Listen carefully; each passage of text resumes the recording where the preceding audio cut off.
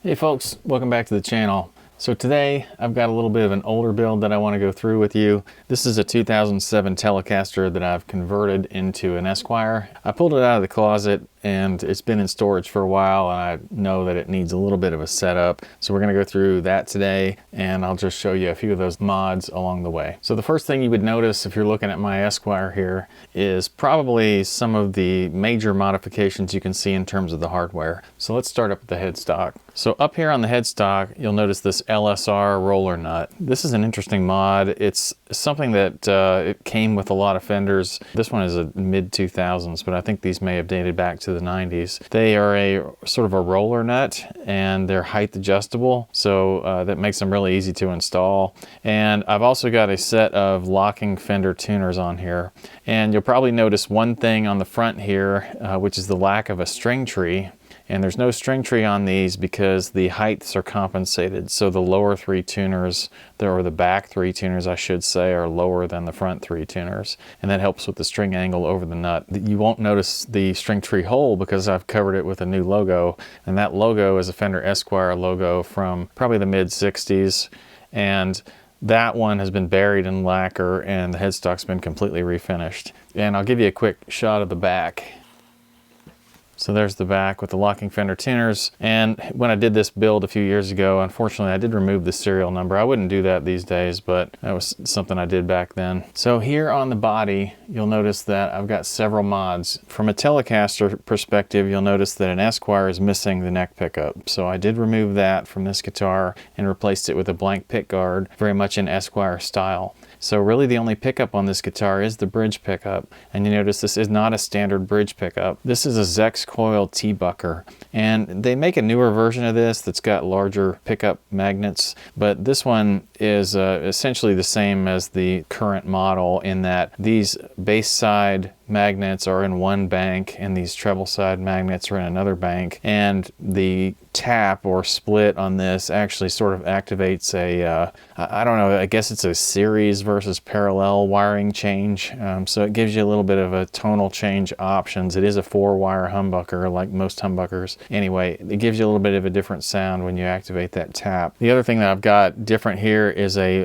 Babix full contact bridge. And these bridges are very expensive relative to Telecaster bridges. They allow the saddle to maintain full contact with the bridge as you're making these adjustments and, you know, when they're installed.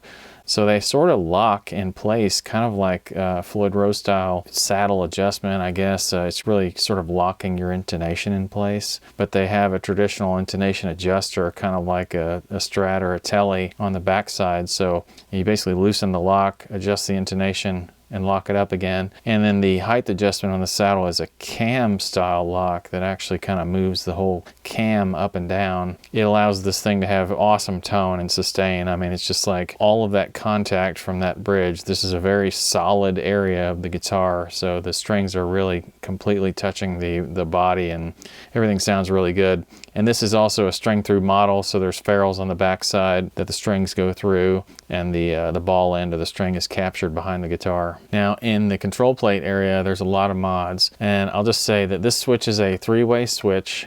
And you might be wondering, why would you have a 3-way switch on an Esquire when you only have one pickup? Well, I'll show you that in a minute. And this micro switch is that coil tap or phase switch, I don't know what you would call it, but it changes this thing from a series wiring to a parallel wiring. And then I've got a standard volume pot, but a no-load tone pot. So whenever you move these no-loads, you'll see, well, you can't really hear it, but you might see it just slightly. When you get all the way to maximum, it actually cuts the tone pot out, and there's a little bit of a detent where it sort of drops down and completely disengages the inside of the pot. So those things are cool. Now let me get this thing opened up and I'll show you what's inside. All right, so inside the cavity, you'll notice that I guess the first mod that I made was to fully shield this inside of the cavity. So I've got it completely taped up with foil tape. I've also got some tabs put up where the foil tape makes contact with the base plate of the control plate itself, and there's actually a grounding lug inside here that I've actually grounded with a wire directly to the pot. That's a lot of grounding, and it does make this thing fairly noiseless. Now you'll see a lot of capacitors and a lot of resistors in here. And of course I mentioned the coil tap switch, which is different than a normal Tele, but I've got this nice Mojo Dijon cap in here on the standard tone pot. So that's a standard 0.047 cap that goes on the tone. Then I've got a lot of different capacitors in here. And the reason for that is because if you look up online Esquire modifications, you'll see a lot of talk about a couple of different mods. One of them is called an Arlo mod, and the other one is called an Eldred mod. And both of these are named after the people that originally came up with them. The basics of each one of these mods is that they send a lot of your sound through a different tone setup. So it doesn't go through the tone pot, it goes through a series of capacitors or resistors or both. In the case of the Eldred mod, it's a little bit simpler circuit than the Arlo mod, but essentially when I'm up in position 1, I've got one of those modifications, and when I'm down in position 3, I've got another one of those modifications. They give me some different tonal options, and just to give you an idea of kind of what they sound like, the Arlo mod is sometimes referred to as a cocked wah mod, and if you think about a wah pedal that's sort of halfway pressed, that's kind of what it sounds like. It just sort of cuts out some of the highs. And I've also got a treble bleed circuit in here. You'll notice that because it's similar to the treble bleeds we talked about in one of my quick tip videos, and it's just basically a capacitor and a resistor that are wired in parallel to the volume pot. Last thing I'll mention in terms of modifications, you've seen me do Telecaster jack installs before. I don't think I've ever mentioned before, but I have used those electro socket style jacks, and I used one on this guitar. It was before I had come up with the tool to install Telecaster jacks, and I actually prefer the vintage style jack more, but this sure was easy to use, and I really do kind of recommend it for those that don't have the tools for the other style jack, or they just prefer this style. Now, the other thing that I installed was a set of strap locks, which you can see they're sort of the American style strap locks. Nice to have if you have the hardware on your strap. All right, so I pulled this thing out of the case, and I realized pretty immediately that it needed a little bit of a setup tweak, and let me tell you how I knew that. So I could tell right away that the action in the middle of the neck especially is a bit high for my taste, and I almost know immediately what that is because this bridge especially is not going to move. I attribute that to neck relief, and we can easily check that, and you can see my other videos on this process, but I always put a capo at the 1st fret the guitar around the 17th fret, usually at the neck to the body joint, and then check the string height here at the 8th fret. And what you want is just a slight amount of drag there. You don't want any huge gap on top of your feeler gauge. And this guitar actually isn't as bad as I thought it might be, but I think there is a little bit of a gap there, so I'm going to take care of it. Okay, so on a Mexican Fender neck, what you're going to need to do this procedure is a 3/16 inch Allen wrench or hex wrench, and you're going to need a feeler gauge.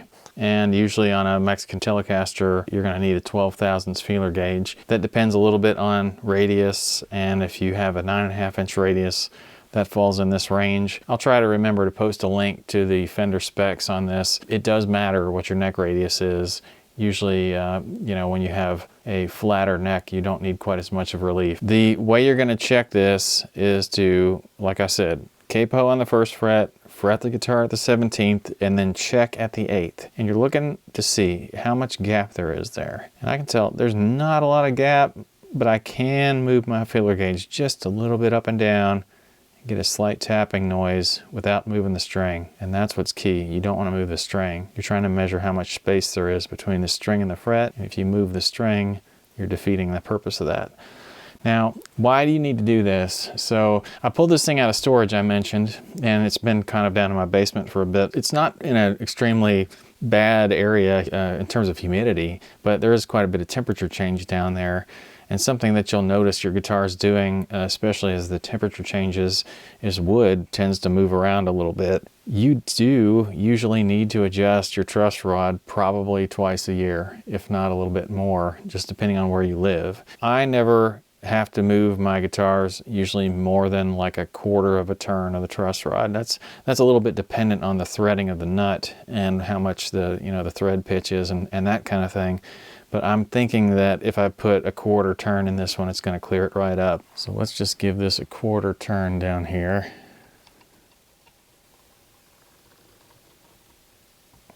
Okay, so that's got it. Let's try this out. Now the other thing you'll need to do, if you really care about this, is flip the guitar up on its side and measure it like that.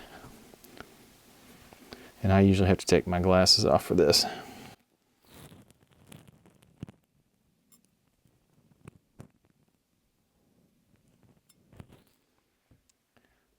Well, that is 100% accurate. So anyway, that's just a small tweak that you may have to do to your guitar seasonally, but it's worth knowing about. And make sure you've got the right wrench for your guitar. You definitely don't want to use the wrong size wrench. All right, well, thank you all for hanging out. I hope you enjoyed looking at my little Esquire here. It was a cool project for me back when I did it, and I've just never been able to bring myself to get rid of it. I like it that much. And I hope you guys, try to get into some guitar modding yourselves, and you find yourself in a similar situation where you just build your dream guitar and you never want to get rid of it. But I appreciate you guys hanging out. I appreciate you guys watching my videos, liking my videos, commenting, and especially when you hit that subscribe button. So thanks a lot, and I'll see you guys next time.